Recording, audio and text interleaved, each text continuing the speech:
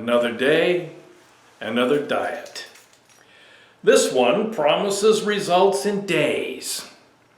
If there's a diet, I probably have personal experience with it. Every diet I've tried has worked. If calorie intake is less than calories burned, the weight comes off. The problem is that once a person returns to life without those limits, the weight climbs up again. I've discovered that every time I have lost weight and returned to an unrestricted living, I gain it back plus a few. I love life, and for me that includes good food. So as long as I count calories or buy prepackaged cardboard disguised as food, I have great success losing weight. But life must be put on hold until the diet ends. For a few years, I ran for weight control. My routine was 7 miles a day, 3 days a week, and it worked beautifully until my feet and my knees gave out. The running stopped, the pounds caught up. One of my grandfather's greatest dreams of heaven was that he could eat as much as he wanted without gaining an ounce. I confess this dream seems attractive to me as well. I've often wondered if I will ever get in step with my body.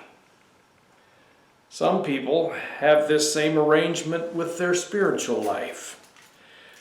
Back in the day, we had revivals twice a year. The evangelist would come. Occasionally a conversion would result, but mostly it was designed to get the church folk back on their spiritual diet. By the time the next revival came around, it was time for another pep talk.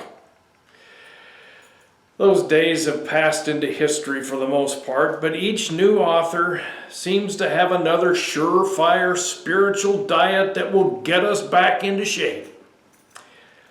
They generally focus on reading scripture, yet most of the early church could not read, and not to mention the fact that they simply did not have manuscripts available for personal consumption. How did they do so well? Well, Acts chapter 2 reminds us that new converts gravitated to a new lifestyle.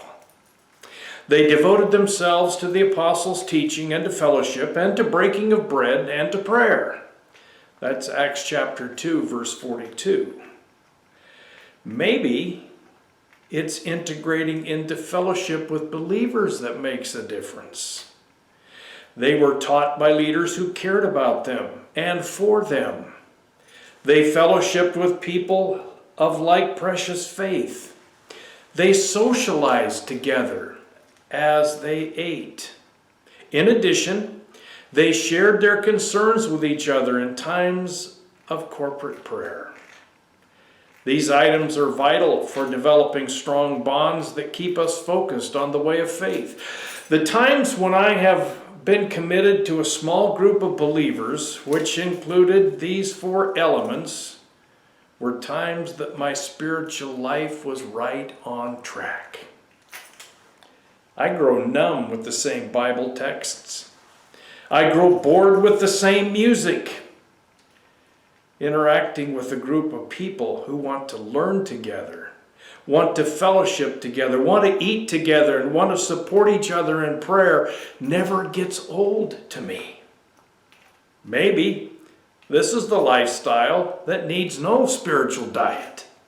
Maybe it satisfies cravings of our human spirit that is designed specifically for this menu. I hope you have a wonderful day. Bye-bye.